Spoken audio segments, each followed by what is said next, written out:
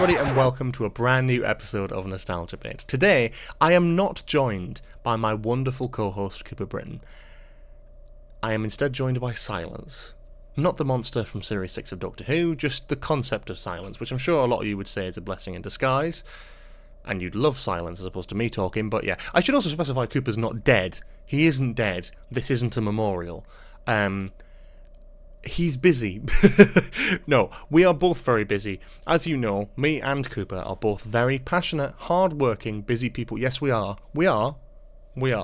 Stop doubting it. I can see you shaking your head.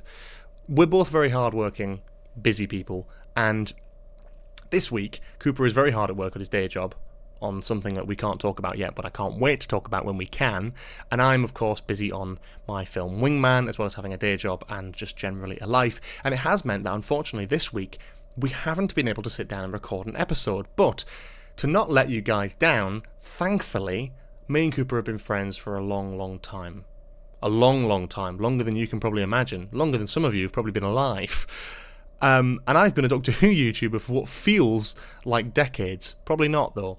And it means that I've had many a failed podcast project over the years. This one, obviously, being the most successful. Not that it's a failed one; it's successful. We've kept it up. It's almost 2 years going now, Nostalgia Bait, and I'm very proud of it.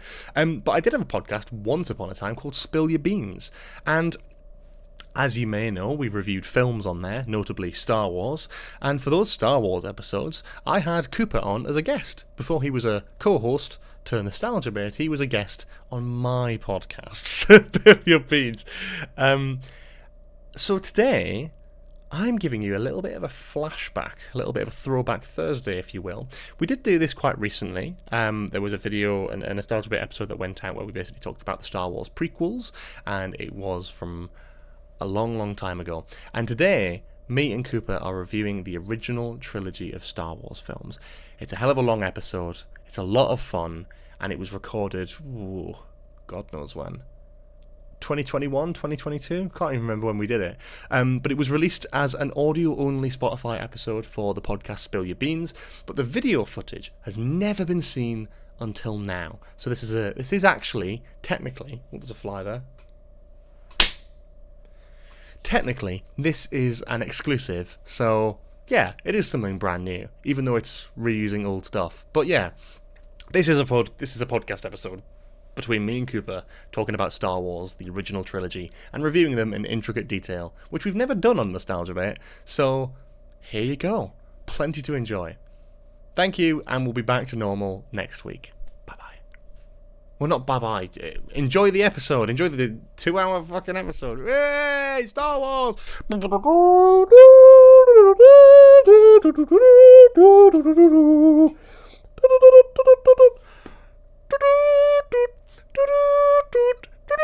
Please edit it. Transition it, please. And we talked about the prequel trilogy for Star Wars. And sort of talked about that. So if you haven't already listened to that, guys, go and do it. It's a lot of fun there as well. But today we're going to be talking about the originals, the original three, the renowned ones for being, the best, the original, the best in some cases. So I'm sure we'll talk about that in due course. But yeah, so for those who maybe didn't catch the first one, what does Star Wars mean to you, Cooper? What kind of got you into it? It's as sad as it is that it was actually Force Awakens that got me into Star Wars. Boo! I remember this last time. I remember booing you then as well. Shame on you. Because I've always watched it. Like I watched Clone Wars when I was a kid and everything. Yeah. But what properly got me into it, and I watched all the films when I was a kid, obviously. But what properly got me into it and got me into the lore and to watch everything else and play all the games was the Force Awakens. And I don't know, I just enjoy it. Like I enjoy watching the films. I'm very passionate about it. Like I like the extended lore, and I think the characters in some circumstances are written very well, and that's kind of what I get attached to. I think it has a lot going for it, and I think especially I remember at the time, even looking at the trailer for Force Awakens, I still get excited, even if I'm not a huge fan of the film. I'm sure we'll talk about that in the next season of this podcast, whenever we get round to the sequel trilogy. But I'm sure there'll be a lot to talk about there. But with The Force Awakens, it's a weird one. But it is a great one, because that time when that came out, it was so exciting. It was like Star Wars is back, and it's like bigger than ever, and it's just, everyone's talking about it, everyone's thinking about it, everyone's thinking about buying a toy lightsaber just for a laugh. Of course. So I did, so I can't say we all did. We all did. But yeah, no. When did you get around to watching the originals? Like when you were a kid? When I was a kid, yeah. Did they have a sort of lasting impact on you then? Yes, because I feel like it was what I don't know what order I watched them in, but I think because obviously like stuff like Clone Wars and stuff was like on like Cartoon Network, which I watched as a kid, and it was eventually on like Disney XD or whatever it was. But I think I remember watching the originals and then not having like a massive impact on me. Like, yeah, they're amazing films, but then watching Clone Wars and then going back to them, they had more of an impact, if that made sense. Yeah, I feel like as well because Clone Wars and like where the time where we grew up, sort of the early 2000s, like it was like prequel fever, really, wasn't it? I mean, there was not really, even though it was kind of dog shit in terms of the films, and the Clone Wars took a while to really get good. It's that sort of culture we grew up in. I never really watched the Clone Wars until like a couple of years ago, and even then, looking at it, it's like I still remember being more attached to the prequels. Maybe it's to do with the Lego games as well, it's weird because out of the three like trilogies, the originals are what I feel least attached to. Yeah, but I in think a weird that's way because it's like it's out of our time. Like so our time was more like the prequels and obviously Clone Wars and stuff like that. And the reason I feel attached to the sequels is because that's kind of what got me properly into Star Wars and obviously like all the stuff that's come out more recently. I think the originals are better films, and I think we'll talk about that. Without a doubt, I mean, there's no doubt about like without that. But doubt. I think when you're a kid and you get introduced to Star Wars, for me, I watched them in episode order. That's the way my dad did it. He was like, right, you can watch episode 1 first, which is a great way to induce a kid, isn't it? Going, oh, here you go, 3-year-old George, watch The Phantom Menace. Oh, but I loved it as a kid because I had the Lego game to go along with it, and I had all the toys and action figures, and that was something in my brain was, oh my god, because that's all the stuff that was out. Even though the Lego game covered the original trilogy, it was kind of like, you know, the actual storytelling aspect was lost on me because, in fairness, I was like 5 years old. Yeah. I did it in 4, 5, and 6, and then 1, 2, 3. Really? That's because obviously my dad being a director and working in film and stuff, he sees them as the better. He was like, "You're going to watch these ones because these are the better films." So like, he wanted me to watch obviously New Hope and Empire because they're just Empire's renowned, and so that's why the reason I did it. Yeah, it's interesting because I think when I was a kid watching in that order, the whole thing. We'll get to Empire, of course, and the famous ending and twist, and it's one of the most famous pieces of cinema history. Yeah, I didn't give a shit when I was a kid because I was like, yeah, I already know that. Like I've just seen this guy grow up. I know he's Darth Vader. Like I know, I get that. So it's an interesting like aspect to sort of look at it from our generation, but I think they still have a lasting impact. And I think or at least I'll speak for myself here, but I'm sure you share the sentiment where when we've grown up and we've sort of, you know, still been a fan of Star Wars, the original trilogy starts to glow more and more as this like just phenomenal piece of filmmaking and just how it's cemented itself. Yeah, it is. It's the groundwork. It's literally the base layer of Star Wars. Yeah, exactly. Yeah, it's everything is set around it. Like literally everything. Yeah, it is just the fundamentals. And I think we'll go into into A New Hope now, or Star Wars originally, before it was eventually renamed A New Hope. I think is an excellent film, and not only an excellent film, but I think he's one of the best Star Wars films. A lot of people obviously go for Empire now, and we're going to talk about this because I don't necessarily think New Hope's better than Empire, but I think it is a fascinating piece of cinema. It really is. Because it's, for me, when I rewatch it, it's one of those ones that I did a Star Wars marathon last year. I'm sure I talked about this in the previous podcast episode we did on Star Wars, where I started with the prequels, you know, watched Clone Wars in order for the first time, Rebels, Rogue One. So by the time we got to the original trilogy, obviously there's been so much content that I just consumed before I even get to that point. However, it has to be said that watching A New Hope it made me appreciate everything so much more.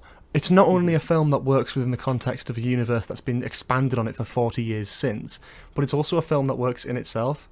It's like, it doesn't feel, you know, if you want to watch it with the mindset of, oh, it's got all these connections, like Ahsoka's doing this, Darth Maul's doing this at this moment. Well, Darth Maul's not doing much at that moment, but to have that, but then you can also watch it and be like, this is it. this is the only universe. The planet's explored.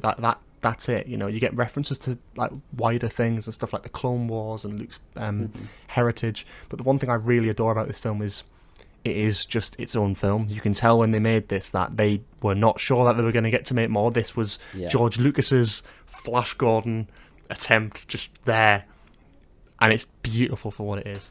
Yeah, it's I don't know. It's just every single, like, because I usually I probably won't do it this year, but most Christmases I will watch all of them, like 1 through 9, whatever. I'll watch all like the episode ones, and I don't know what it is, but it's just a New Hope. Just you can't not enjoy watching it. Like even if you aren't a fan of Star Wars or anything, it's just an absolutely outstanding film. Like you can't. Obviously, it does have its faults, and all films have their faults. But but for the time, but like I mean, for the time, like you literally can't. Like you will enjoy it. It's just crazy like that. But you look at stuff like the budget and like the way it was put together and why it was put together. Like, you know, the reason behind why George Lucas even made it, like because he wanted to get the rights for Flash Gordon but couldn't, that sort of thing. It's just an incredible like story about how it was even made, and the fact that it's become such a fantastic thing. And I think generally even the renaming and doing the prequels in a way was a stroke of genius, because I love watching hours and hours and hours and hours of media to get to the first film. And then getting to watch it and be like, wow, this is how it started, but I've already watched so much content. Yeah. I love that. Even the behind the scenes, like the techniques that they used, and they were like they were relatively new for the time, which it just shows. Like some of with the budget as well, the techniques that they had to use. It's amazing. And that's something we will praise this for, is the obviously in the prequel trilogy is a lot of CGI. A lot of CGI. Yes, a lot of CGI. And although, you know, we're never really going to see an official release of the original cut of New Hope, Empire, Return, we have to stick with the special editions with added CGI, and which we may as well talk about, because this always grates me. The worst, actually, I think, with the New Hope, I think it actually gets better with Empire and Return. Not the CGI, it always sticks out, but they use less of it, I think. Actually, maybe Return of the Jedi replacing that whole Jabba's palace. Well, even horrible. We'll get to that. But A New Hope, I think there's like, it's such a shame, because I most recently watched it on 4K, which I would absolutely recommend if you know, yourself or anyone listening can get a hold of a 4K copy. They're going like quite like around at the moment, but if you get the opportunity to experience the original trilogy on 4K, do it. It's the best way to watch it. It shows up. It shows up a lot. Like when they're in space, you can kind of make out the lines around like the corner of the individual frames of the ships that have clearly been layered on top of the space scene. Yeah. But I love it. I love it as someone who like is fascinated with filmmaking and loves the industry and is so fascinated by this as a piece of cinema, opposed to it being part of a, you know, like a small cog in a big machine. Yeah. As its own film, and it's the only Star Wars film I could ever say as its own film works in that sort of weird way, but I love it. But what I will say is the CGI from the special editions, which is still in there, is showing up even more, because you can upgrade film, you can take the classic look and you can refine it and make it look incredible by modern day standards. The one thing you cannot do is fix shit CGI. And the 4K versions of the original trilogy prove that better than any other film, TV show, piece of media I've ever seen. Shit CGI can never be improved, no matter how decent it might be at the time. Fuck. Yeah. It's awful. Yes. It's absolutely ridiculous. It's terrible. It's it's not ideal, really. Yeah, no. Have you ever encountered the despecialized editions? I've never. Because, they don't exist in 4K, which is the downside. Yeah. But they are on Blu-ray, and you can get them online legally, so long as you actually own the original, or like as long as you have a Disney Plus subscription, or you own them on Blu-ray. And you can find them pretty easily, and they're excellent. Yeah, I remember you saying a little while ago. I remember us having a conversation about them. I think you just got them and watched them. I don't know if it's the definitive way to watch it. I don't know if I'd say that, but I think if you're gonna rewatch it and you're a big fan of Star Wars and you've never seen them, it's worth a punt. Like, it's still HD. It's been very painstakingly, like, fixed up to be a HD widescreen version of the very original cut of Star Wars, where it's not even stuff like the title card and like all that sort of thing. All the CGI is gone. You know, daft little things that are added in, especially stuff in Empire and Return of the Jedi. I've never actually seen Return of the Jedi despecialized, but obviously I'd like to see the Jabba's Palace scene without all that mess in the middle of it. Yes, that would be ideal. Yeah. But yeah, no, as a story, A New Hope introduces lots of fascinating characters and concepts and worlds. And I think, obviously, one of the best heroes and villains and even just side characters of all time. I mean, Darth Vader will start with, introduced in this film, of course, for the very first time in cinema. What a presence. You know what I mean? It never gets old. Literally a staple villain across all of cinema history. Yeah. It's crazy to think, like, even like if you speak to like a kid like 3-4 years old, and you get him to name some villains, Darth Vader will, like, 90% of the chance be on there. Oh, 100%. Thanos now crazy. As well, probably. Yeah, Thanos now as well. But yeah, no, Darth Vader's one of those staples. Yeah, definitely. Yeah, it's as like, though I think it's one of those ones where he's instantly recognizable, but not even by looks. I think anyone who hears that breathing, you know exactly what it is. You don't even need to question. Even if you've never seen Star Wars, you're like, that's Darth Vader. You know that's the other thing. That even people who haven't seen Star Wars or know barely anything about the franchise, everyone knows Darth Vader. Yeah, everyone. It is fascinating, and it's a great it's a great inclusion, and especially like as an introduction, it's a fantastic way to introduce the character. You know, bringing him in this sort of way. You introduce the stormtroopers; they're quite an imposing force. Yeah, the smoke dissipates and Darth Vader enters the room, and it is just brilliant.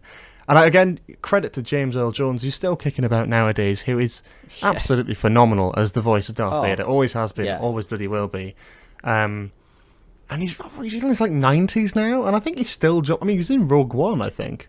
Like he still does the voice every now and then. Yeah, he does still do the voice. Yeah, which is just incredible. Just shows, doesn't it? Yeah, it just shows. On the mention of Rogue One, how do you think this film sort of works when watched sort of alongside Rogue One? Because we've not actually discussed Rogue One in these podcasts. I'm sure we'll probably get around to it eventually. But where do you sort of feel with that? I like it. When Rogue One first came out, I wasn't too keen on the idea. Obviously, because at the time we were like, I was like, no Jedi, bad Star Wars film, but like, then by the end of it, by the end of watching it and seeing how it perfectly leads in to New Hope, I really like it. I've never watched them back to back, but I think I would like to, and I do like. I like that they did that. Yeah, I've done it once, and it's fantastic. It works perfectly, and I think it's one of those ones where it's like the whole no Jedi thing, but I think it perfectly encapsulates the spirit and the idea of Star Wars, and also it plays on the nostalgia of other things as well. Especially after you've watched Rebels, there's even more to watch in there. You know, there's like references to that, and I think that in itself is fantastic. But the way it ties into A New Hope, and again, like watching it, I think that's the thing about New Hope is that it constantly evolves, even though it doesn't get touched. Yeah, it's other than the 90s, of course. It's sort of it's a fantastic film in its own right, but it's a fantastic part of a trilogy, and then it's a fantastic sequel to Rogue One because it follows on perfectly. It's a fantastic. It gets stuff built onto it because of the TV shows and other stuff, and I think it just makes it so much better and more enjoyable. You can go into this film with so many different eyes and get a totally different experience out of it. Yeah. And I think that's the most powerful thing about this film. Not only was it the beginning of one of the most iconic franchises of all time, but I think it really stands apart with how many times you can watch it with different interpretations and different viewpoints from its own franchise. Mm-hmm. Like you said, even like literally any angle that you watch the film from, whether you just want to watch that film because it's a very good film, whether you want to just watch the original trilogy, whether you're a massive Star Wars fan and you watch everything, whether you watch Rebels and then you want to watch it, whether you watch Rogue One and then you watch it, no matter where you go into, it is amazing. It is an amazing film. Like, yes, if you watch some of the other stuff, you'll get more out of it, but you don't have to. By itself, it's an absolute staple, and it's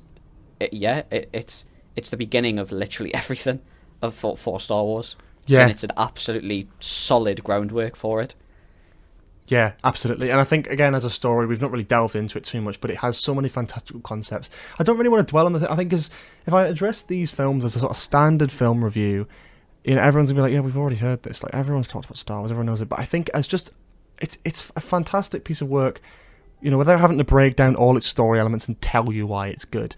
It just is. It might not be Empire. It might not be the most dramatically efficient. But what I really love about this film is it is the classic... it's the classic hero's tale. It takes inspiration from the classic works of stuff like Flash Gordon in the sort of cheesy sci-fi kind of way, but as well as other stuff like, there's probably some Shakespeare stuff in there, to be quite honest with you. Yeah. It's the way it brings together lots of elements of history as well as pop culture, I think is fascinating. Mixing the sci-fi with your your samurai. You got your pilots in there, so you got a little bit of like...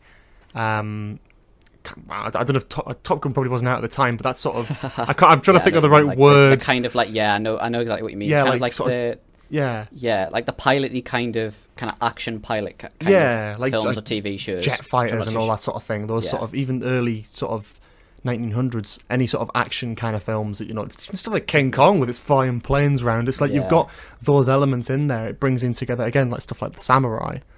Yeah, which I think is fascinating. It also incorporates its own like Western point of view in certain aspects as well, which is obviously explored and delved into more in The Mandalorian.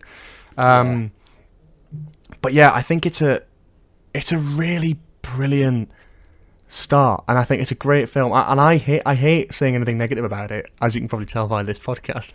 But I really don't. I think it is in some aspects worse than Empire, because obviously Empire has a lot more hard hitting pieces.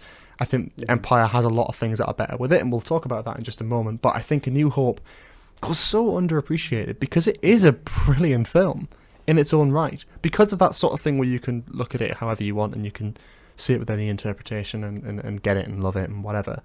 But the way the film just displays itself, it's simple, it's easy to understand, it introduces you into the universe. If anyone's like, oh, I want to start Star Wars, where should I... This one. This one. Yeah. I would never in a million years go, oh yeah, watch The Phantom Menace. See, I've got a system for it of how I tell people. People come to me and go, I would like to watch Star Wars, how do I begin? Okay. I say to them, do you know the massive plot twist that is related to Star Wars, which comes in Empire, which like currently 100% of people do know. We all know what it is. One of the biggest plot twists. Can't spoil it, of course, because I say that for Empire. Yeah, of course. But spoiler warning for a film that came out in 1980, by the way, guys. Just FYI. Just in case you do live under a rock. Spoiler alert for one of the most famous movie twists of all time from the 80s. But so if most people do. But if they go, yes, I do know that. I personally say watch 1, 2, and 3, and then watch 4, 5, and 6. No, I couldn't because I know it would put people off. It's story order. You're right. But I'd say it's... In a way, you're right. But in a way, you're also very wrong. I don't know. Because... I don't know. I see what you mean. I think for me, it's like if I was to introduce someone to Star Wars, would I don't know. I obviously, most people know about that plot twist. But I think it's one of those things where it's like... I don't know. Maybe you're right, though. I don't know, in a way. If I have children, I will sit my child down and I will go, son or daughter, you will watch 4, 5, and 6, and then 1, 2, 3, and then 7, 8, and 9. Because that moment in it is beautiful, and if you don't know, if you for some reason didn't know that, then it's absolutely... Like, I love... Because you can find, like, the reactions from when it first came out. Yeah. But we'll move on to that. We'll move on to Empire. I think there's some fantastic stuff, though, because it's great when you see YouTube reactions of people who have never seen it before. It's very rare that they haven't seen the twist from Empire, because everyone knows that. But even just watching these films and seeing their reactions to it is so magical. It's like seeing where it started. And I know a bit cheesy being magical, but it's like... It is in a way, because it's such a famous franchise, and it had such humble, small-scale, low-budget beginnings. And A New Hope really sort of just encapsulates that. And I think we're starting to reference Empire more and more and more. Before we move on to Empire, we'll have to just mention the music from A New Hope.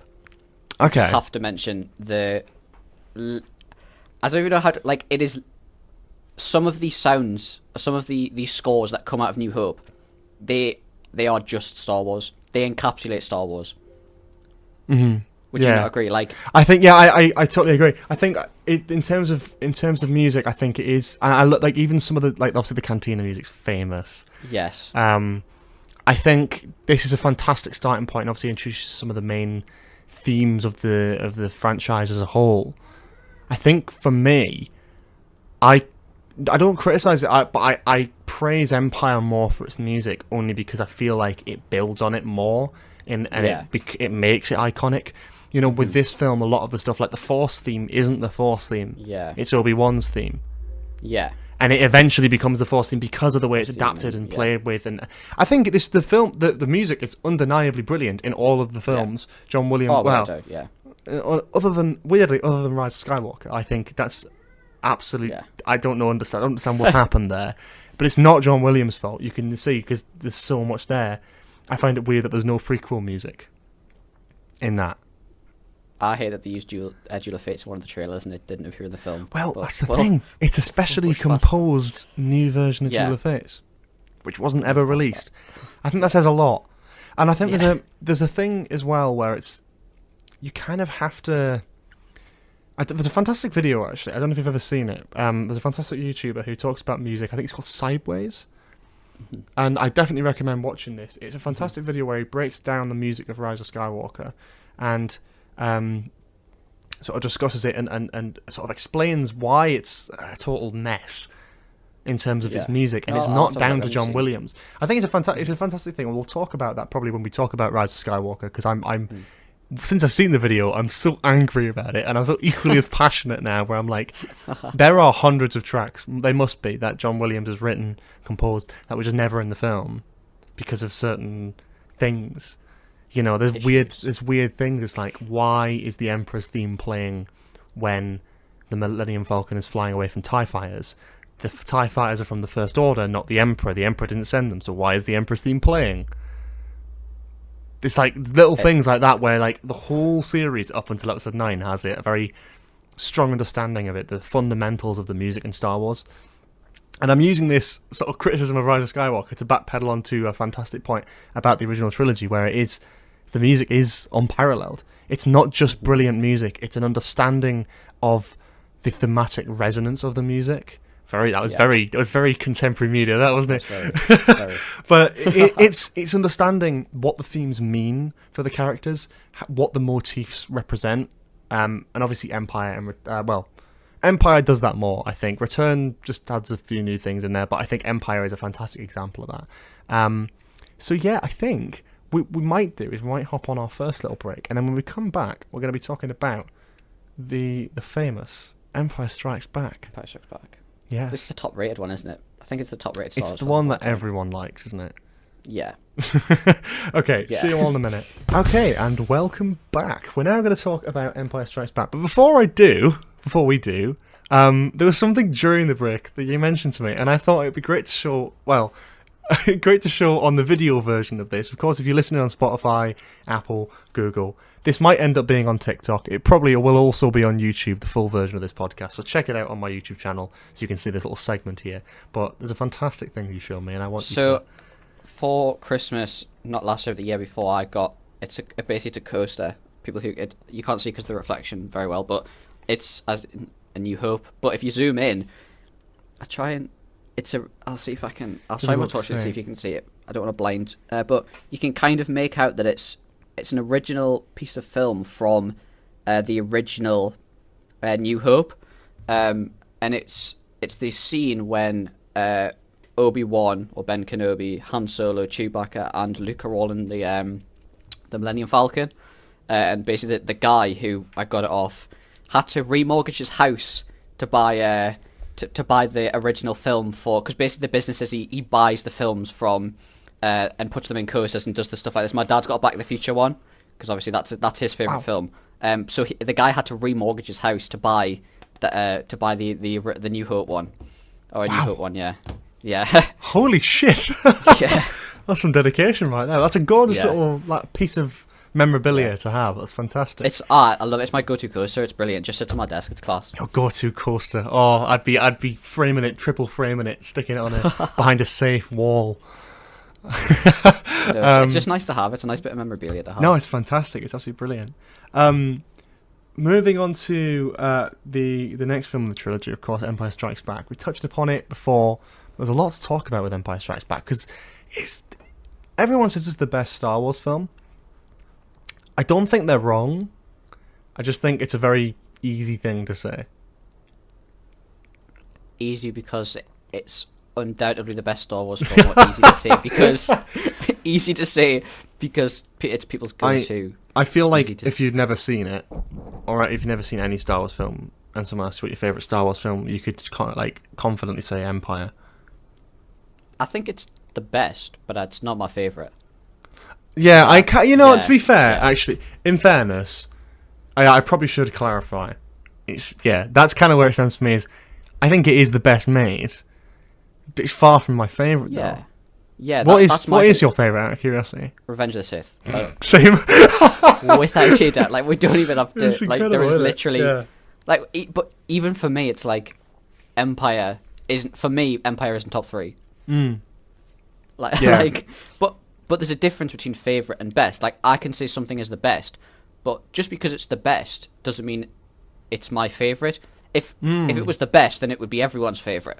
But it's not. Because for me, with a favourite like Revenge of the Sith, a lot more goes into it, which if you listen to the last podcast, I've discussed it. Yes. But yeah, there's a lot more that goes into Revenge of the Sith, and I have a lot more towards Revenge of the Sith than I do. Empire is still the best. Revenge of the Sith is not the best film. I think... Yeah, no, it's very much not. Yeah. But I think it's one of those things where, as well, like, there's... With Star Wars, and especially Empire as well, I think it is the best. Probably one of the best. But I think it's one of those ones where I think the quality of Star Wars generally is so similar yet different. Similar in the way that, like, across all of the films, there's a sort of similar level of quality where it's like, there's some good storytelling beats, there's some bad storytelling beats, there's some great visuals, there's some shit visuals, there's this, that. Empire's the best of that, I'd say. But then it's different in the way where every trilogy is different. You know, the original trilogy is a very classic looking and feeling film trilogy. You go to like the prequels and it's a CGI fest because that's the time of the early 2000s and sci-fi and all that, really pushing the boat out, experimenting. And then you got the sequel trilogy, which is in a way too safe. It looks too good. It looks very modern and very, it's fine, but nothing different and out there and interesting.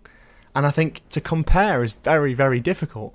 But Empire is probably, it's understandable. When people say it's their favourite, when people say it's the best, it's totally understandable. And it is absolutely deserving of that. I fully agree. I feel like what you said about all the films have their ups, they have their downs. But Empire definitely has the most ups. Like, it's just renowned. It's just beautiful. Probably the greatest sequel in cinema history, yeah. I'd probably say. Yeah. I mean, it's not exactly fighting out Grease 2, but, it's it is excellent. And I think it's obviously it's famous for its ending and obviously that famous moment on Cloud City. Yes. But I think generally as a whole film, I think it is incredible. From the stuff in Hoth and the sort of landscape and the atmosphere that it builds. The music, as we talked about before, I think it builds on the music so well. With, of course, the famous Imperial March, which gets introduced in this film. You've got some fantastic side stories. I love the bits on Dagobah with Yoda. I think those scenes are incredible. Yeah. Again, pushing the boat out in terms of practical effects, using puppetry and all that sort of thing. They had a bit of that in the first film with like the cantina, but really having Yoda as a main character and someone who's supposed to be a very strong and intellectual Jedi, I think is a very brave move to have him done almost in the same style as Kermit the Frog. But it works, it works, and it is incredible in its own right. The music obviously elevates that. I think this is probably some of the best music. It is the best music, really, from John Williams' Star Wars. Yeah, it is. Stuff. There's some fantastic stuff in the prequels. There's some fantastic stuff in all the other films. Rise of Skywalker. But this is... but I don't know why you would say that by name.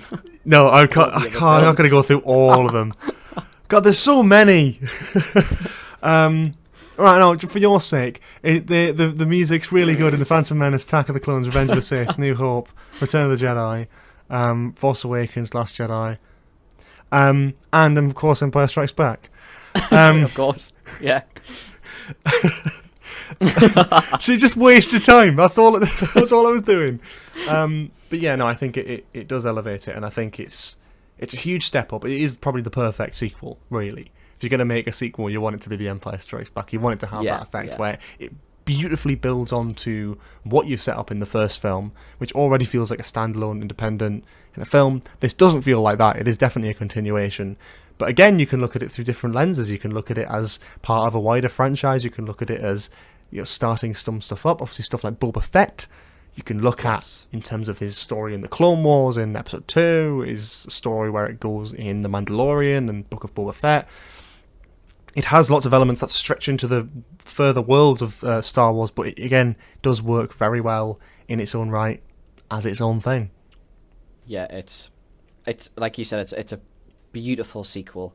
From the moment the film starts, the stuff on Hoth, it's just the cinematography of it. It's amazing. Mm-hmm. Like even just the way that it's done, and then it has some very, very noticeable moments in it from across all franchises.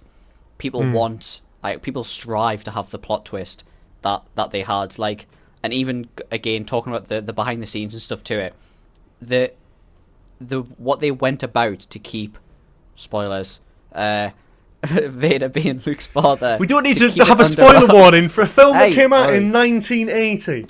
Hey, you never know. You never know. Some people live under rocks. Yeah, but just the effort that they went to keep that under wraps. It was unbelievable. Like it really paid off to be able to. It's one of the issues with stuff nowadays is that everything gets leaked. I feel like there are so many films that come out these days that you already know everything that's going to happen. You already know if Spider-Man No Way Home, for example. Yes. Yeah. But like. You're totally right, though. The industry's changed, but also the way it works. I mean, obviously there's social media and there's leaks and stuff, but I think it's amazing how they managed to just keep this under wraps at the time. The fact that they filmed a different ending originally they gave everybody different scripts, and everybody knew different things. It's like, I think there was maybe 3, 4 people. There was very, very, very, very few people knew who, but even then, Star Wars are good at that because it's shown again when in the newest season of Mandalorian. If you've seen the behind the scenes stuff from the last episode of Mandalorian season 2, that wasn't no one. Well, from what and I'm very active on Star Wars social media and the Star Wars plane. Everyone predicted who it was going to be. People predicted or put predictions out. No one knew it for certain. No one could come out and go, "Oh yeah, I've got a photo." But it's like they deliberately completely changed the game to. Something that they do very well is that they don't get stuff leaked, or obviously they sometimes we get stuff leaked and stuff like that. But it was very impressive that they did that, and it really, really, really paid off to have all of that. Absolutely, I couldn't agree more. I think it's in terms of hiding that spoiler, in terms of keeping it secret. I think it is brilliant, even for the time. It's but not just for the time, I suppose. I think even for now, it's fantastic, really. Especially when you do look at stuff like No Way Home, which, jokes aside, the film hasn't come out yet. By the time this podcast releases, and by the time we're recording this, 3 weeks. Yeah. Did you get your tickets? Yeah. No, not yet. I can't go at midnight because it comes out. I don't think there are midnight screenings. Oh, is they not doing it? Oh, no, I haven't got anything. We're going to go like the week of it comes out, because the day it comes out is the day I go home from uni. So fair enough. Well, good luck either way. It's absolutely bedlam. It's like Endgame all over again. I was going to say, I'm pretty sure I know nearly exactly most of the stuff that happened in the film anyway. Yeah, I can probably piece the whole film together by the screenshots that have come out. And that's the thing, innit? I think there's so much that leaks nowadays from films, and it's amazing because especially with companies like Marvel, who seem to have their own private hitmen level of security when it comes to leaking stuff, it seems like a lot of stuff does slip through the gaps, especially with social media and all that sort of thing. So I think this does work not only very well in terms of its delivery in the film, this twist, but I think it works in history because it's so well renowned as, at the time, no one saw it coming. Not even the cast, not even the crew. No. Like, a handful of people knew, and that's just an incredible moment. Yeah, it's even now, thinking about it and watching it, it genuinely gives me goosebumps. Yeah. And it's one of the things that you take from the original trilogy is a lot of the stuff, when it gets redone in whether it's shows or other films, it gives me goosebumps, or like it makes me emotional. Like that's one thing that I will, even though like I said at the start, I don't resonate. The originals are the ones I resonate with the least. Still, stuff like that, like the staples, what basically Star Wars is nearly built around, like the music, the characters, it still gives me like proper goosebumps. Yeah, absolutely. That moment is always a moment you never want to miss when you're rewatching it. There's certain bits where you can flick open your phone and check your notifications, or there's certain bits where you can go and get a drink or something. That is, I'm on the edge of my seat. I'm fixated to the screen. It's a phenomenal moment in the film, and it still holds up. It still gives us like the effect, the music, the way it's performed, the visuals are sort of striking. You don't get that very often nowadays. Not to that level where it's like, oh my god, so simple, but so well done. Thing is, nowadays you'd have people on YouTube videos going, "Hey guys, my prediction, my theory for the new Star Wars film is that Darth Vader is going to be Luke's father," or something like that. I don't know why I said that like Norm Macdonald, but you get the point. God rest his soul. I don't know what I'm doing now. I just get carried away. But it's true nowadays. Even if it was hidden as a spoiler, you have people waffling on and theorizing and all that sort of thing. And there's nothing wrong with theorizing. I do plenty of it. But it's one of those things that I love a good theory. It's so preserved at the time of its release that because that wasn't the culture, that wasn't, you still feel it. Modern films, even with plot twists, I don't think we're going to feel it as much. Yeah. I think that a lot of films try to come close to it. I think Endgame has that a little bit. Because I feel like no one that was another film when no one really kind of exactly knew where it was going. I feel like obviously people knew about the time travel stuff, but spoiler alert, when Tony fucking dies, that's a thing where it's so, I think it's something that people could have predicted, but not in that exact way. The spoiler and the reveal comes in how it's done, not what's done. Yeah. And I think that's how modern media has to do it. Whereas back with Empire Strikes Back, what's so effective about it is so simple. He's his dad. That's it. I think for me, I can't imagine what it would have been like. I am someone who hates, one of my pet hates is people deliberately spoiling stuff for people. Like, I hate it. I had it for Endgame. Endgame was really bad. Oh. I'll quickly tell this story. I was in school. I'd booked Endgame tickets for the day it released. I couldn't go midnight because obviously I was in school. Got to focus up. Oh yeah, but good role model. Of course. But then went to see the Star Wars triple bill. Yeah, midnight. I was going to say we went to see 3 Star Wars films at midnight.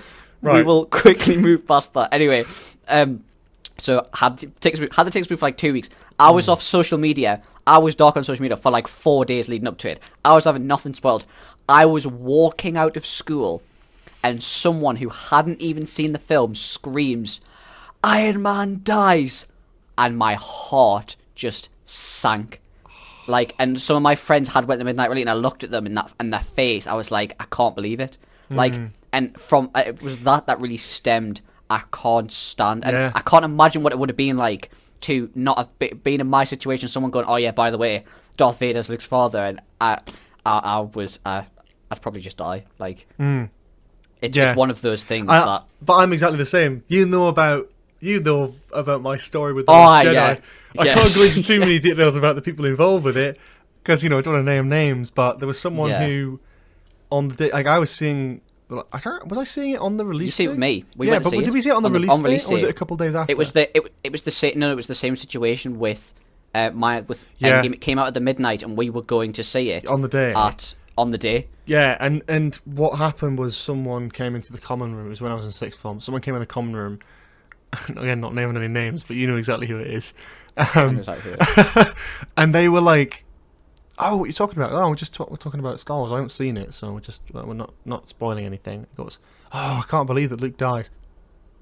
I was like, "No, what are you doing?" I said a lot of words at that point, which I'm not going to repeat on this podcast. I remember seeing you afterwards. And before we went to see the film, and you were... Yeah, and that was 3 hours after, because this happened at lunchtime, break time even. This was like 3 or 4 hours after that, and I was still fuming. But it wasn't necessarily that. It was when I looked at like my mate again, who had been to the midnight release, and his face was just like... It's that like, face, jaw dropped, like, oh God. Because it's like... That face of why would you do it? If he was like, it's not, you know... You wait and see the film, you'll see what happens. Mm-hmm. Then I'll be like, oh, right, okay, that's fine. And then I wouldn't, even if it happened, and I was like, no, it's a shame I got that spot, I wouldn't be as bothered. But it's the reaction of, oh, God, he's just ruined it. I'm like, no, what? No! I don't... But it's those just the big moments. It's like, but yeah, good. Like, that is one of those... Star Wars has always done it for me, though. The Rise of Skywalker, because we saw it on midnight, is the only one that I haven't had spoiled. Unfortunately, there wasn't really anything to spoil. It was just a bland, like... Yeah. It's like a butter sandwich. Whereas Force Awakens and Last Jedi both got ruined for me. Like Force Awakens by a meme on Facebook of Han Solo being turned into a kebab. I didn't have Force Awakens. I saw Force Awakens very early. And obviously I wasn't like massively into Star Wars, so it wasn't like at that time I didn't follow any like Twitter accounts or any YouTube channels or I hated that got spoiled for me, and I think as well it's just one of those things where it made my heart race in the cinema, because when I can see a scene that that's the same, oh God, he's walking onto that bridge, he's gonna, oh no. But the thing is, it ruins it, because I'm like, I already know it coming. But I think back to the point of like Empire, I think it is a testament of its time that still holds up. I can't remember the first time I watched this, and obviously because I watched the prequels first, it wasn't something that came as much of a shock, I'm sure, but it still has that impact, because you know its cultural relevance, that when I watch these films, and I think that's the same thing across the board, not so much with Return of the Jedi, more so with New Hope and Empire, when I watch these films, it's like I'm there. It's like I'm there in like 1980, 1977, watching these films and like, just seeing it. Like, when I watch it, even though I know what's coming, I know what the story is, it's famous. You know, it's been parodied to death. It's been taken apart. But it is something I sit down with and I'm like, I feel as if I'm there. I feel like I'm watching it for the first ever time. And I love watching a film like that. I love watching a film where it has those moments where I can watch Empire and he goes, oh, you know, I'm your father. That's very Geordie Darth Vader, isn't it? But then I'm like, oh, that's good. Oh, I feel it. I still feel it. That's the most important thing. It's one of those things that if I could go back, it would be. I would love to. To just wait. I'd love to be there and love to be in the cinema with a full cinema when that line is said. Just to see that. I know you can like Google the reactions and stuff, but I just love to be there. Just feel the energy of it. Yeah, I'd love to feel the energy of the Phantom Menace. Because I feel like that would be equally as entertaining in a very different way. Everyone's so excited going in, and everyone leaves depressed. Before we move on to Return of the Jedi, I want to mention a brilliant character who is, well, I was going to say introduced in this film, but not really, and that's Boba Fett. I love Boba Fett. Now, Boba Fett was originally introduced in not Empire, not A New Hope, Star Wars Holiday Special. Oh God! Oh yeah. In a little cartoon. See, this is me citing my dissertation right here. This is me properly in the uni mindset here. In the 1978, when they released the Holiday Special, Boba Fett first appeared as a cartoon. What do you think Boba Fett's impact is with Empire, but also Star Wars as a whole? And I wanted to ask this only because not only is he still coming back as one of the biggest and best characters that people and fans alike absolutely adore, but he's also got his own series coming out very shortly, next month, which will be about a month away from this episode release, give or take a few days, and I'm excited for it. I'm very excited for the series. I feel like when I first watched Star Wars, if you turned to me and gone, oh yeah, Boba Fett will at some point in the future have his own TV series about himself, I'd be like, no, that's not allowed. He's one of those characters that when I originally watched like Empire and Return of the Jedi, he's one of those characters that I wasn't too attached to. However, he's one of the characters who has benefited very well from everything else that's been added onto Star Wars. Mm-hmm. Everything else that has come out from Star Wars, he's, for most of it, had his foot in the door, and he's had some sort of development, whether that's in the prequels with Jango Fett and obviously the clones and him being in it as a kid, whether that's, we mentioned it again, Clone Wars, he's in Clone Wars, there's a lot of development in Clone Cooper, Wars. do you like Clone Wars? I absolutely fucking love the Clone Wars. I'm sorry. It is... I will... Yeah. Yes, Clone Wars. Anyway. But even now, like... And it was weird because when Mandalorian first started, obviously we had the first season of Mandalorian, it was a massive success. Mm-hmm. And then season 2 came around, and there were a lot of casting announcements for season 2. One of them being Boba Fett's actor, or who played the clones and played Django. It almost wasn't, but it wasn't even announced because I don't even remember. He was announced to be in it. Was he? He was announced to be in it, but everyone thought he was Commander Rex. Everyone thought he was going to be Commander Rex. Of course. Despite Yeah. the fact that he appears in season 1. Yes. Which is mad that I rewatched season 1 before. I've not season rewatched 2, it since I watched it the first time. Since season 2 started, just before season 2 started, I rewatched season 1. That was last year, and I remember watching it, and I remember being like, I didn't really make the connection that they're on Tatooine and a mysterious figure walks up to Fennec Shand, and the sound. I don't know if you've watched the Boba Fett documentary. Oh no, I haven't watched it yet. Actually, I've not watched it. It's pretty yet. good. It's only about 20 minutes, but Yeah, they make yeah. a fantastic point about it, which I never even realised before. Is the sound or the Foley design that they used for Boba Fett's boots?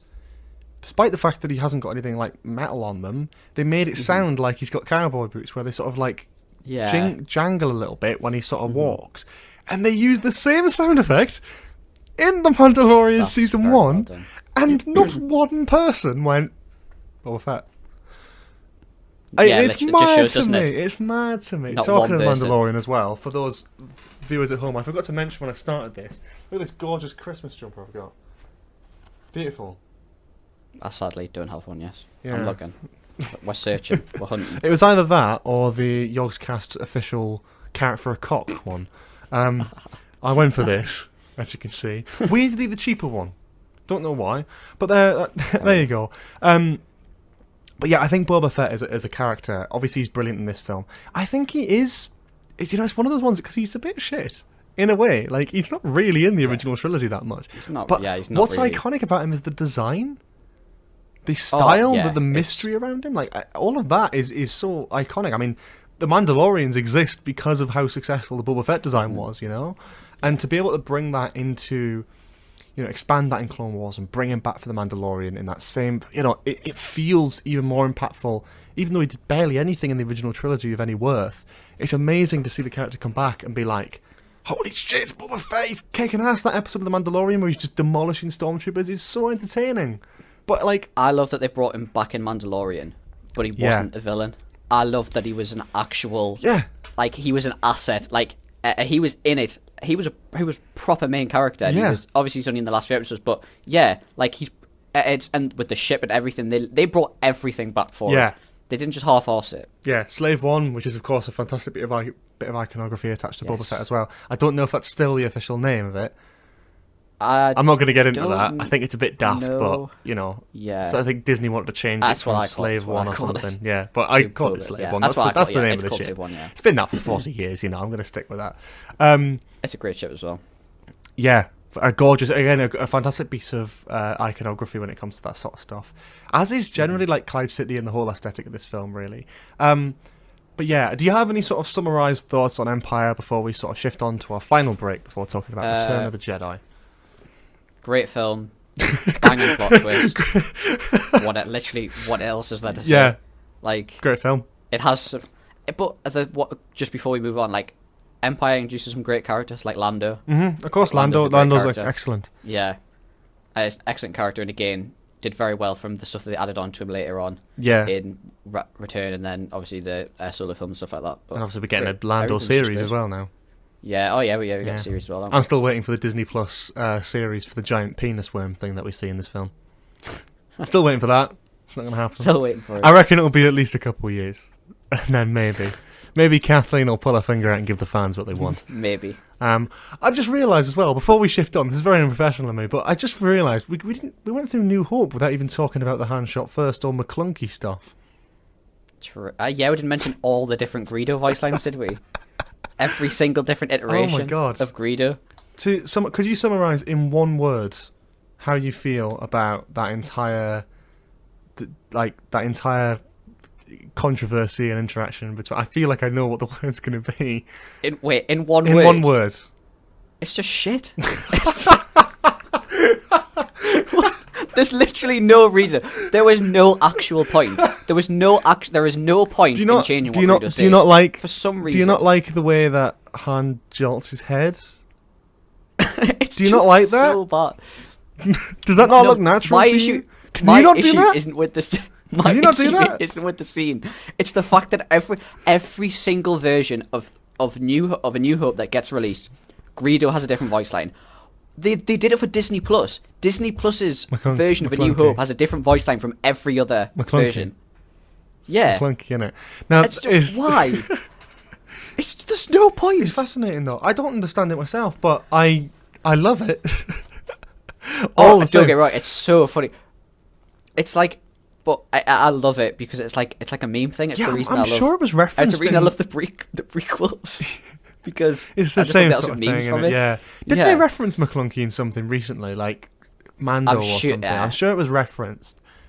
I'll have to Google that. I'm pretty sure they might have done it in Mando actually. I think that rings a bell. That feels familiar. Yeah, I feel like Google Dave Filoni probably did something like that recently. Anyway, though, enough McClunky talk. We're going to go on another little break before we eventually return and talk about the final film in the original trilogy, Return of the Jedi, and the introduction of one of my favourite actors in the Star Wars saga. That's the Emperor. just in case you didn't get that. Right. Just in case. See you all in a minute. Welcome back to the third part of our Star Wars original trilogy review podcast episode.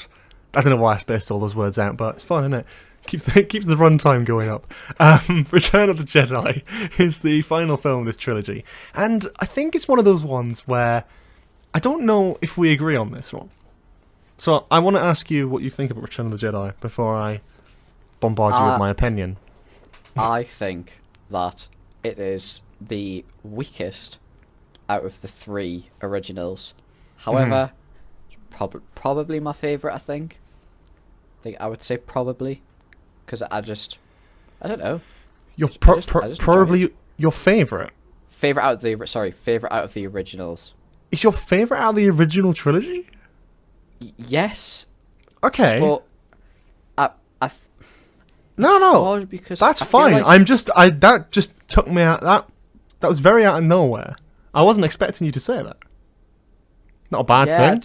That baffled me a little bit. I don't know why, but it's hard to explain. Like, obviously, I actually don't know. I just feel like, it's just good. Yeah. For me, I think for me, I think it's definitely the weakest. Yeah, I think for me, it's the perfect crux in a Star Wars ranking. I think it's right in the middle.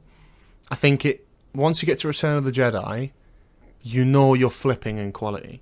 So if you're doing a list from worst to best, you know that when you get to Return of the Jedi, they're going to be good from here on in. Yeah. If you're going from best to worst, when you get to Return of the Jedi, you go, right, now the shit ones. So it's kind of in the middle where it's like, it's not that good, but it is good as well. It has a lot going for it. I think the opening at Jabba's Palace is very, very iconic. I think that has its own cultural, following in itself, I suppose, that entire scene and iconography. The one thing I don't like about that sequence is, of course, Boba Fett just getting killed off. I haven't even We can actually now said officially that. say I can't believe I killed off. actually said that. We Killed can now off. officially say I know. killed I'm off. an idiot. He wasn't killed off, but he Rule was. number one of Star Wars is if a character isn't killed on screen, they're not dead. We've learned this. We've learned this. But I think, yeah, so he's supposedly dead at the time, and let's say that is his death. That was a terrible death. Oh, yeah, it's awful. It's absolutely dreadful. Yeah, and I think it's one of those things.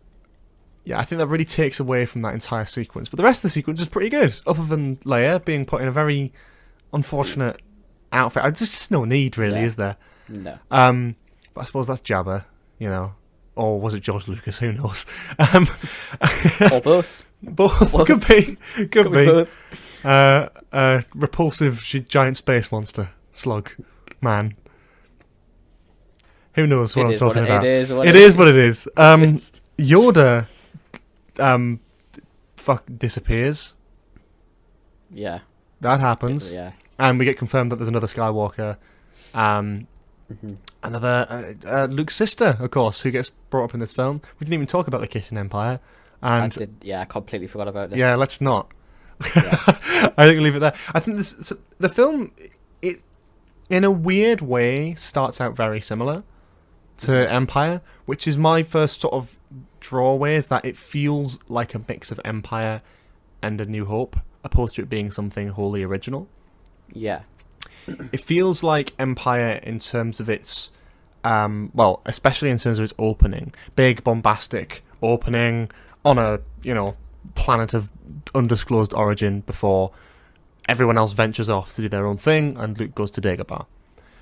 And then it sort of flips halfway through to, like, the Endor stuff. So then that's a little bit more like A New Hope. Especially with the ending, with the Death Star run. It's basically the same thing. It's still on a Death Star. It's still blowing it up. The only key difference, the big, stray away from what we're used to with the other Star Wars films in this trilogy, is my favourite character. And that is the Emperor. Who was obviously introduced in episode 5 as a little hologram person, who is now Ian McDiarmid, but it wasn't at the time. This is Ian McDiarmid's first ever portrayal of the Emperor in this film, and yeah, he's introduced into this, and he's the big sort of crux of it. He's the best bit of the film for me, not just him, but the scenes surrounding him, the music surrounding him, all of that sort of stuff I think is pretty bloody good. In terms of the Emperor, I'm going to specifically ask you, thoughts? I think it's just brilliant. Like, it's amazing character. I think he's a perfect introduction in this film. It's kind of like that. It's like, how do you take Darth Vader, who is kind of meant to be this overarching bad guy, and somehow make an even more evil overarching bad guy? And that's just the Emperor. But the introduction of the Emperor isn't just great in this film. It creates so much more for the rest of the franchise. One of the best characters in the prequels is Senator or Palpatine or whatever you call him. Like, he's just and even just the portrayal of the character and the way the character's written. This old, decrepit Sith Lord. It doesn't move. Like, he literally sits in a chair the entire time. But there's something about the presence. That's it, though, isn't it? For me, there's something. The one thing I love in film and TV is some evil old man. That or woman, But most of my examples come from evil old men, like like Palpatine, or less evil but calculated and important, I suppose. Robert Ford from Westworld. Characters like that really just strike me immediately. And with the Emperor, not only is it an old man who sort of knows more than it, like sort of all-knowing kind of thing. He's ahead of everyone, but he's also all-powerful, and he's also having a lot of fun. And I like that. The way he cackles and takes the piss, I think that's the bit I like the most about the Emperor. And he does that in this. Obviously, that's expanded more in the prequels, which obviously we've already talked about. But this film introduces him, and the scenes with him, between him and Luke, and also the fight between Luke and Vader in his presence, I think is brilliant. We'll talk about the fight specifically now, but on just a side mention, even, again, with the Emperor, him sitting there cackling all the way through the fight, like some sort of shit Sky Sports presenter or something. Just waffling on in the background. It's brilliant, though. I think that fight is probably my favourite, or second favourite of the original trilogy. I thought obviously like the Cloud City fight is probably the best, isn't it? I mean the lightsaber fight, yeah. But I think with this it is actually really good as well, and I think it does get underlooked because of how good Empire is. I think this has a really brilliant aesthetic to it because it's Luke actually almost besting Vader in a lot of cases, but there's that rage in there. There's that balance between is he going to be good, is he going to be bad, like what is he going to channel, and Vader taunting him, eventually leading to Luke, cutting his hand off. Yeah. That whole sequence is excellent. For me, anyway. Yeah, I would agree. Everything in Palpatine's kind of throne room is just beautiful. Like, even down to the whole sets, the sets are gorgeous. Like, just being that... They're in the Death Star, aren't they? The Death Star 2? Yeah. It's been a long time since I watched it. Yeah, so even just double checking, they're in the Death Star 2, and even like that entire the area being able to, the glass window behind it, it's all gorgeous. And even the guards, like down to the introduction of the Royal Guards in the red, they're stunning aesthetically. Yeah, they match the presence that that presence that when you see Palpatine and you hear him, he has this, whether it's the young version, whether it's the Rise of Skywalker version, they all still have that kind of that. It is a Sith Lord, like it is the Sith Lord presence. You feel that, like, obviously Vader's the intimidating one through all of these films, but when he arrives, the Emperor, it's like, okay, well, Vader is obviously still scary, he's still like very impactful, but you can tell the Emperor's the boss here, and the fact that someone can immediately walk on the scene and you're like, ooh, okay, I wouldn't mess with this guy. Like Vader, you wouldn't mess with, but the Emperor, that's a no-go. You just couldn't, even if you wanted to. You couldn't even think about messing with him because you'd already know. The Emperor's just a different breed because all the other Sith Lords that we see... the Emperor is simply built different. But do you know, to put it in simple terms, he is built different because all the other Sith Lords that we see, they're all about revenge and all about this kind of this murderous intent, whereas the Emperor just goes about it completely different. He is like no other Sith Lord, where he just wants to intimidate, and he wants to make Luke bring out this the fear and the darkness that's inside of him. Like, he goes about it in no way that Vader doesn't go about it. And I still think to this day, all the Sith Lords that we've seen, none of them have that. I don't know how to phrase it. None of them have that kind of that power that Palpatine has, the power of persuasion. Yeah, it's. And that's it, isn't it? And that, obviously, the prequel trilogy is Palpatine's backstory, how he manipulated his way into the most powerful force in the whole galaxy. Yeah. This is less of a role, but it's important to have him here, especially in sort of wider context of Star Wars as a story.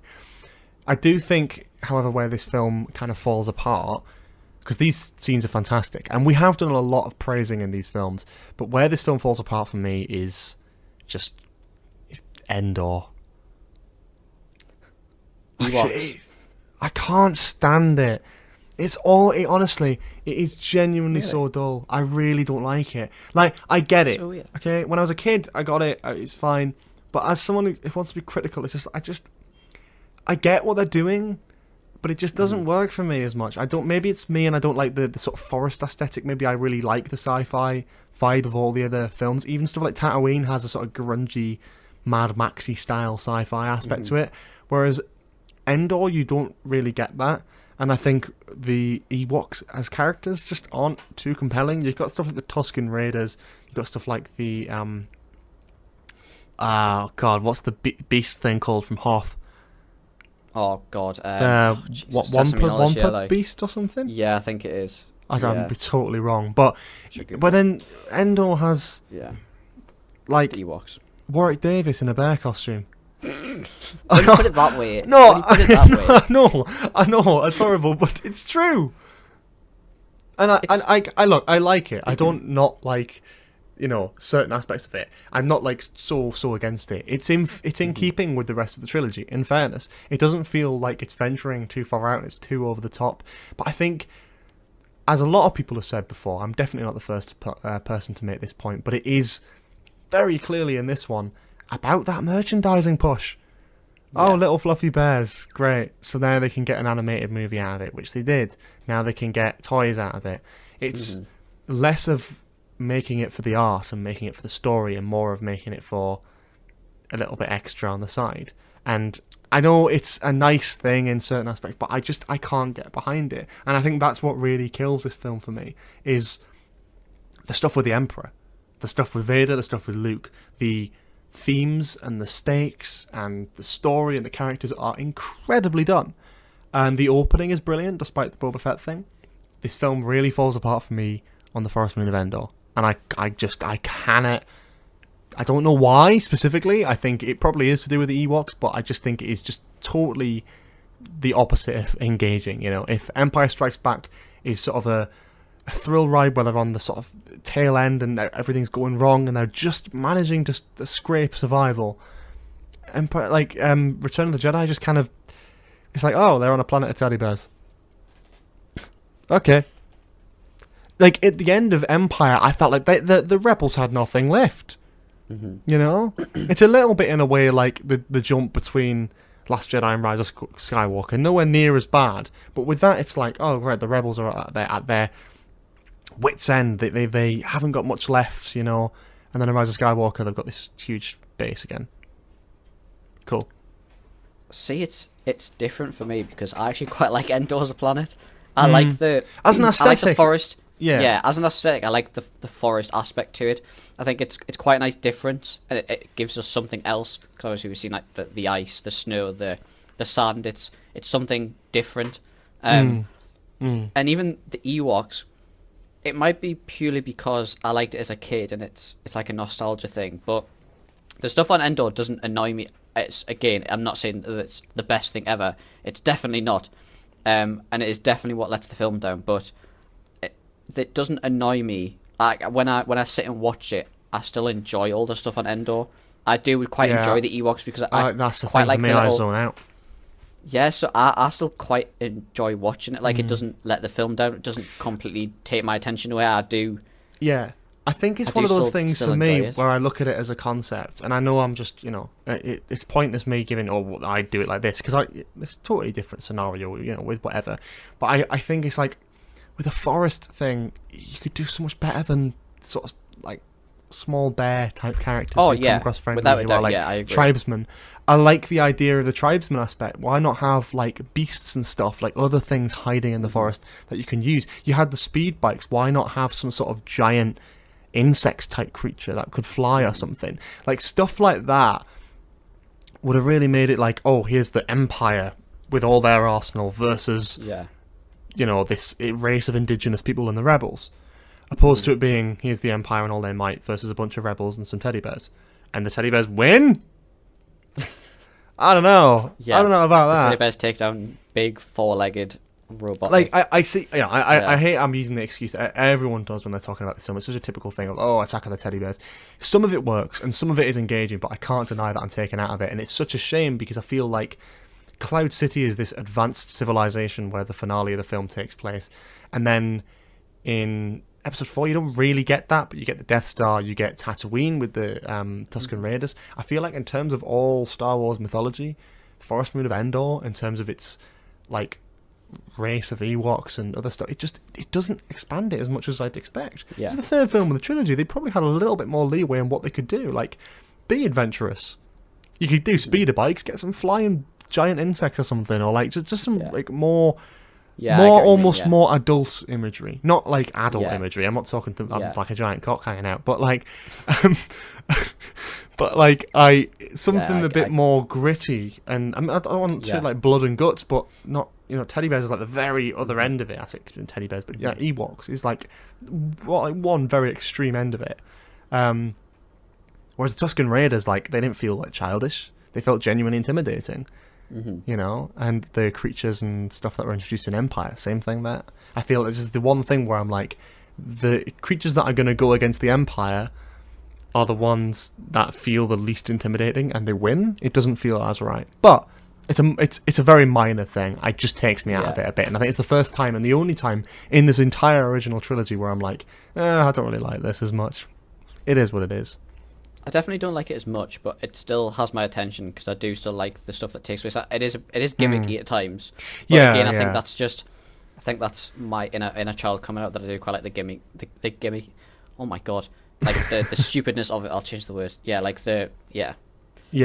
I get what you mean. I think it is one of those things, but for me overall as a film, Return of the Jedi does work. I think it has a lot going for it. I think one of my favourite moments, which I would like to just sort of reference now, because I think I prefer this to a lot of moments in any of the other Star Wars films, in terms of music, in terms of character, in terms of dialogue, in terms of just the whole aesthetic of this scene. It is one of the most beautiful and one of the most underrated scenes in Star Wars history that never gets talked about, and it is the conversation between Luke and Leia on Endor. At the end? No, when Luke's leaving to hand himself over to Vader. Oh, okay, yeah. And this fantastic piece of music plays called Luke and Leia, and it's the piece of music which is probably one of my favourites in Star Wars history, and it's very, very rarely used. It's never used in the prequels, I don't think, and it's used in The Last Jedi when Luke and Leia reunite very briefly towards the end of that film. And it's a very impactful piece of music. It's a very beautiful piece of music. It has a perfect connection between those two characters.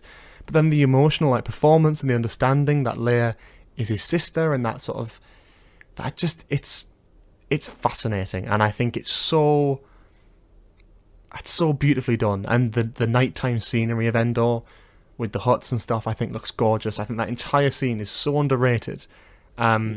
And I could just watch that on repeat for so long. In terms of this whole film, despite the stuff I love about the Emperor and all that sort of thing, one of my favourite moments of this entire original trilogy comes down to that scene, that very human interaction between these two characters, and the music and how emotional and fantastic it feels. Because you don't really get a super easy reunion between Luke and Leia at the end of the film. It's like the party, but yeah. This is the moment for me between them two where that is their definitive. If I wanted to show a perfect example of the relationship between those two characters, that would be the scene I'd choose.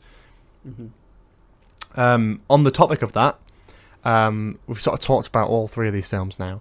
I want to kind of sum this up with: do you have a favourite scene in terms of character, in terms of dialogue, in terms of music, in terms of imagery, whatever you want? Do you have a particular favourite scene out of all these films?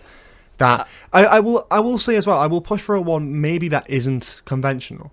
Maybe one that we haven't talked about today, or maybe one that we don't think so I'm not looking for the reveal at the end of Empire. I'll give you both. I'll give you the more not really as okay. I mean, it is still quite popular with a famous quote and stuff, and there is one that is very popular and very famous. So the not so popular, not so well, it is still quite famous. The famous line is when when it's Luke, Vader, and the Emperor in the Emperor's throne room, and the Emperor tells him that he wants him to strike him down, and he gives him all the dialogue about how he needs to come over to the dark side and needs to pursue that. I feel like it's and especially with Luke's outfit change and the more black in Return of the Jedi, they're really hardened in on this symbolism, and it is kind of like the start of maybe Jedi isn't the fully right way. Maybe you can be both, but obviously it's not as fleshed out as it is later on. But it's kind of like that starting point, and those lines. It goes back to the persuasiveness of the Emperor and how some of the lines that he says during it are quite maybe this is the right way. Maybe there isn't a definitive right way. That would be my non-conventional one. My conventional one, very famous, is from A New Hope with twin sons. Well, that's beautiful though. We haven't even mentioned that, to be fair. So that's a very good show. It's absolutely stunning. Music, symbolism, it's beautiful. Anytime they show any kind of twin sons, it's always beautiful. Whenever they play the music, at the end of season 2 Mandalorian, when Luke's revealed and they play that music, I was actually in tears. I was in my girlfriend's living room crying because it was it was the one thing that I wanted, and it goes back to what I said before about how it does, despite me not having too much to do with the originals, it still does hit hard. It still does give me those goosebumps, and it was I don't know, it just made me quite emotional hearing it. But yeah, that would be my quite famous one, because Twin Sons is just brilliant. It's brilliant. Yeah, it's literally absolutely stunning. It's a phenomenal scene, and honestly, a very good note to end this podcast on.